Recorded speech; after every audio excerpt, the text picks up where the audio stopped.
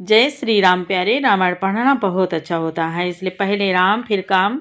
अयोध्या कांड द्वितीय सोपान में मास पुराण 13वां विश्राम चल रहा है।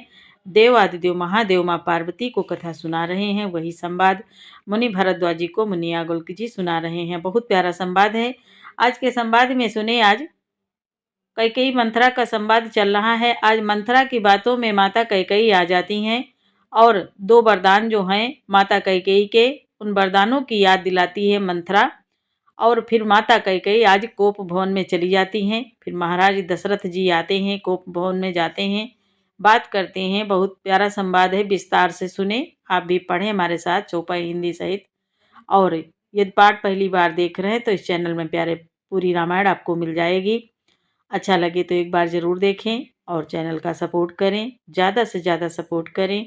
चैनल के पूरे परिवार, आप सभी सज्जन, आप सभी भाई बहन, सभी से जय जय सीताराम, जय श्री राधे कृष्णा, ओम नमः शिवाय, हर हर महादेव। सुने, आनंद लें। बहुत प्यारा संवाद है। नाथ सकल संपदा तुम्हारी, मैं सेवक समेत सुत नारी। जय सिया राम, जय जय सिया रामा, जय सिया राम, जय जय सिया रामा। गोस्वामी तुलसी बाबा कहते हैं, मंथरा कहती है माता कैकेयी से, मैंने ज्योतिषियों से पूछा तो उन्होंने रेखा खींचकर, गणित करके अथवा निश्चय पूर्वक कहा कि भरत राजा होंगे।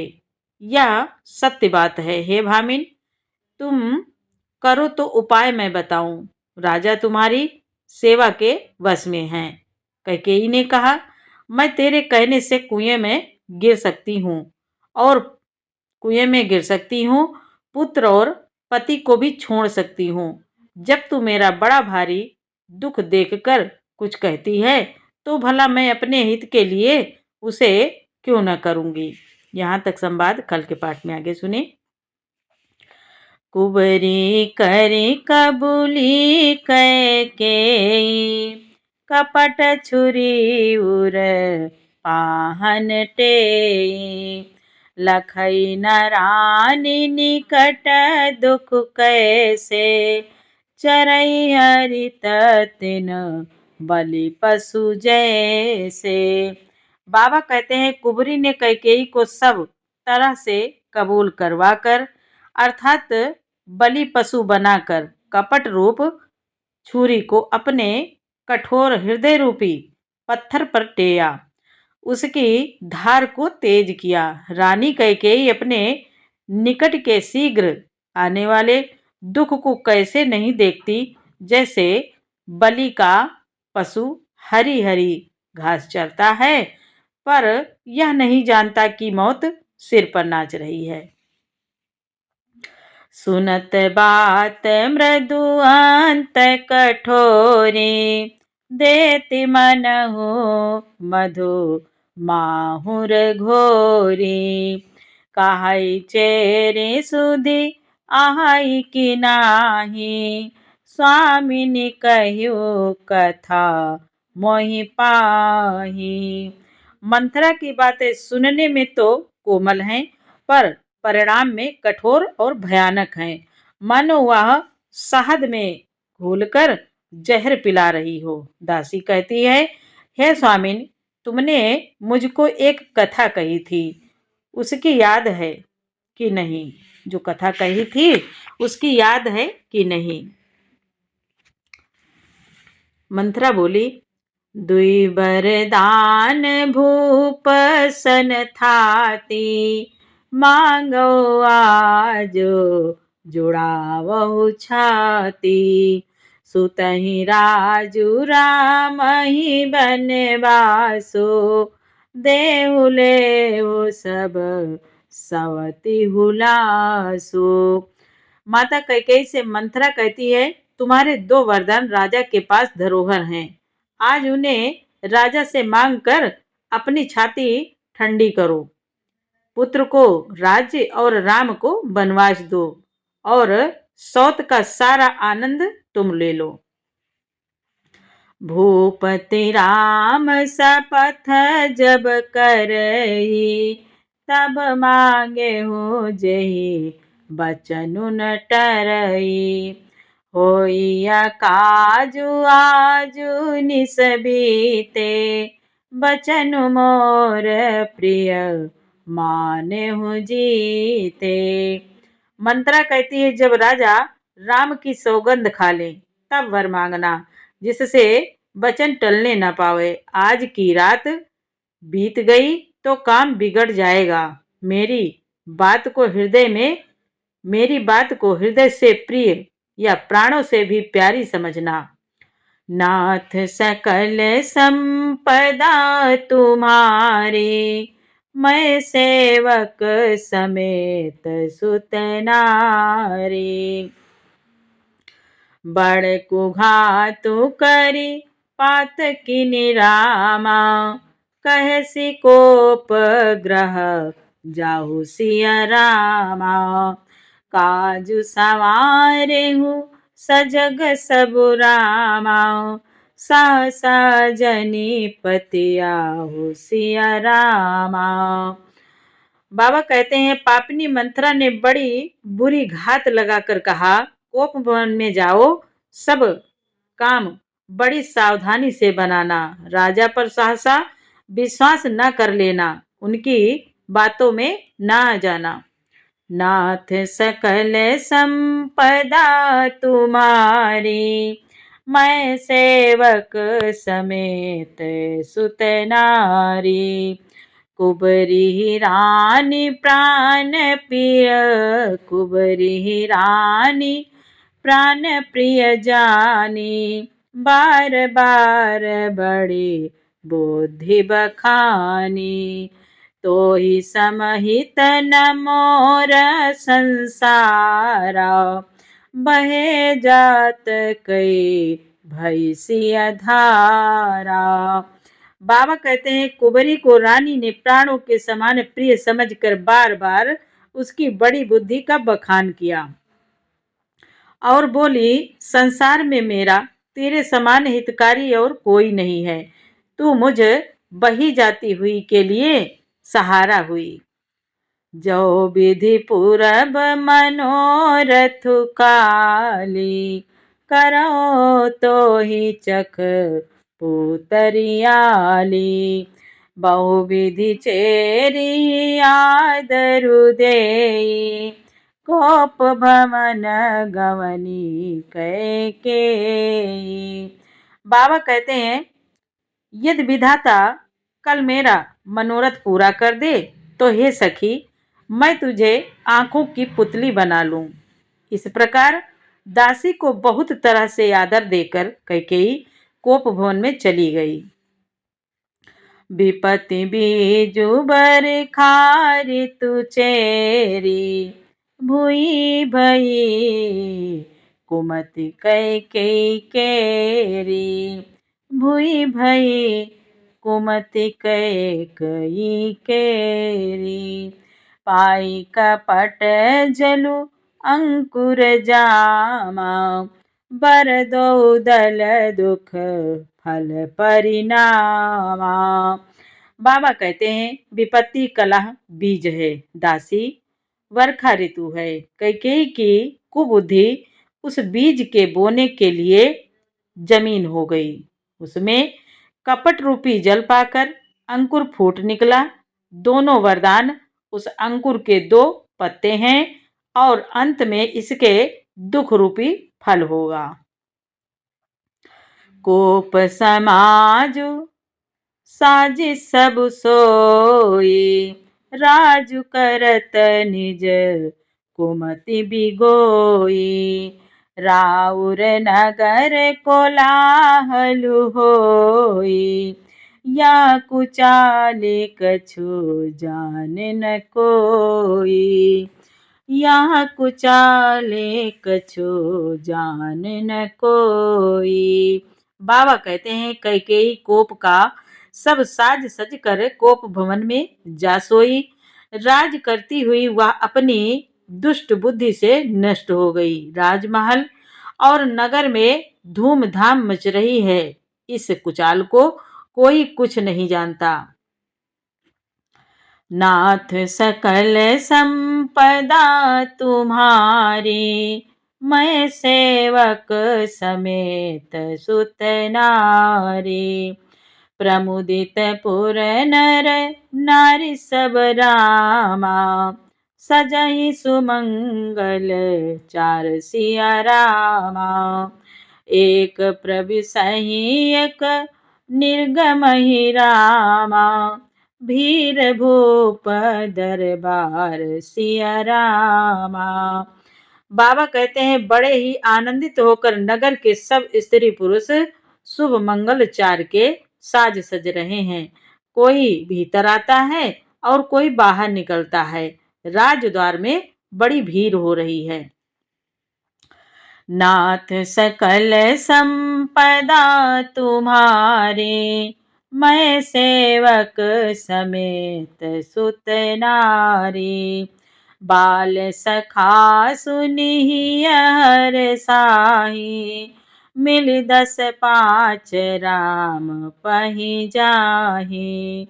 प्रभु आदरहि प्रेम पहिचानी, पूछहि कुशल खेम मृदुबानी।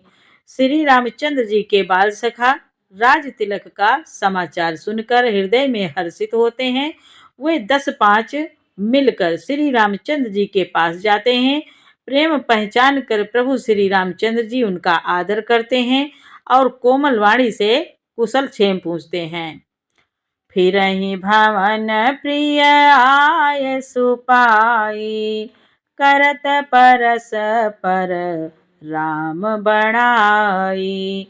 को रघुबीर सरिस संसारा, सीलु सनेहु निबाह निहारा। बाबा कहते हैं, अपने प्रिय सखा श्री रामचंद्र जी की आज्ञा पाकर वे आपस में एक दूसरे से श्री रामचंद्र जी की बड़ाई करते हुए घर लौटते हैं और कहते हैं, संसार में श्री रघुनाथ जी के समान शील और स्नेह को निभाने वाला कौन है। जेहि जेहि जोनि करम बस भ्रमहि, ताह ताह येसु देव यहाँ हमहि। सेवक हम स्वामी सिय नाहु, हो नाथ और निवाहु। बाबा कहते हैं, भगवान हमें यही दे कि हम अपने कर्म वश भ्रमते हुए जिस जिस योनि में जन्म, वहाँ वहाँ उस योनि में हम तो सेवक ही हों और सीतापति श्री रामचंद्र जी हमारे स्वामी हों और यह नाता अंत तक निभ जाए। अस अभिलाषु नगर सब काहू, कै कै सुता हृदय अति दाहू। को न कुसंगति पाई न साई, राई न नीच मते चतुराई। गोस्वामी तुलसीदास जी कहते हैं, नगर में सबकी ऐसी ही अभिलाषा है, परंतु कैकेयी के हृदय में बड़ी जलन हो रही है। कुसंगति पाकर कौन नष्ट नहीं होता। नीच के मत के अनुसार चलने से चतुराई नहीं रह जाती। नाथ सकल संपदा तुम्हारी, मैं सेवक समेत सुत नारी। सांझ समय सानंद नपुरामा, गयो कैकेयी गेह सिया रामा। गमनु निठुरता निकट किय रामा, जनु धरि देह सनेह सिया रामा। बाबा कहते हैं, संध्या के समय राजा दशरथ आनंद के साथ कैकेयी के महल में गए, मानो साक्षात स्नेह ही शरीर धारण कर निष्ठुरता के पास गया हो। नाथ सकल संपदा तुम्हारी, मैं सेवक समेत सुत नारी। कोप भवन सुनि सकुच उराऊ, भय बसे अगहुड़ परई न पाऊ। सुरपति बसाई बाबल जाके, नरपति सकल राहे रुख ताके। गोस्वामी तुलसी बाबा कहते हैं, कोप भवन का नाम सुनकर राजा सहम गए। डर के मारे उनका पांव आगे को नहीं पड़ता। स्वयं देवराज इंद्र, जिनकी भुजाओं के बल पर राक्षसों से निर्भय होकर बसता है, और संपूर्ण राजा लोग जिनका रुख देखते रहते हैं, आज सो सुनि सिया सो सुनि तियरि से गयो सुखाई। देखो काम प्रताप बढ़ाई, सूल कुलिस असि अगव निहारे। ते रतिनाथ सुमन सर मारे। बाबा कहते हैं, आज वही राजा दशरथ स्त्री का क्रोध सुनकर सूख गए। कामदेव का प्रताप और महिमा तो देखिए कि कामदेव का प्रताप और महिमा तो देखिए कि त्रिशूल, जो त्रिशूल, वज्र और तलवार आदि की चोट अपने अंगों पर सहने वाले हैं, वही रतिनाथ कामदेव के पुष्प बाण से मारे गए। सभय नरे सुप्रिया पही गयो, देख सखा दुख दारुण भयो। भूमि शयन पटु मोट पुराना, दिए डारी तन भूषण नाना। बाबा कहते हैं, आज राजा डरते डरते अपनी प्यारी कैकेयी के पास गए। उसकी दशा देखकर उन्हें बड़ा ही दुख हुआ। कैकेयी जमीन पर पड़ी है। आज कैकेयी जमीन पर पड़ी है, पुराना मोटा कपड़ा पहने हुए है, शरीर के नाना आभूषणों को उतार कर फेंक दिया है। कुमति कसी कुबेश ताफाबी, अनहि बातो सोच जनु भावी। जाई निकट न पुकाहा मृदुबानी, प्राण प्रिया के ही है तुरिसानी। बाबा कहते हैं, उस दुर्बुद्धि कैकेयी को यह कुबेस्ता बुरा वेश कैसी फब रही है, मानो भावी विधवापन की सूचना दे रही हो। राजा उसके पास जाकर कोमल वाणी से बोले, हे प्राण प्रिय, किस लिए रिसाई हो, किस लिए रूठी हो। नाथ सकल संपदा तुम्हारी, मैं सेवक समेत सुत नारी। महाराज दशरथ जी आज माता कैकेयी से कहते हैं, केहि हेतु रानी रिसानी पर सत पानी पति नेवारई। मानव सरोस भुअंग भामिनी, विषम भाति निहारई। दो वासना रसना दसन बर, मरम ठाहरु देखई।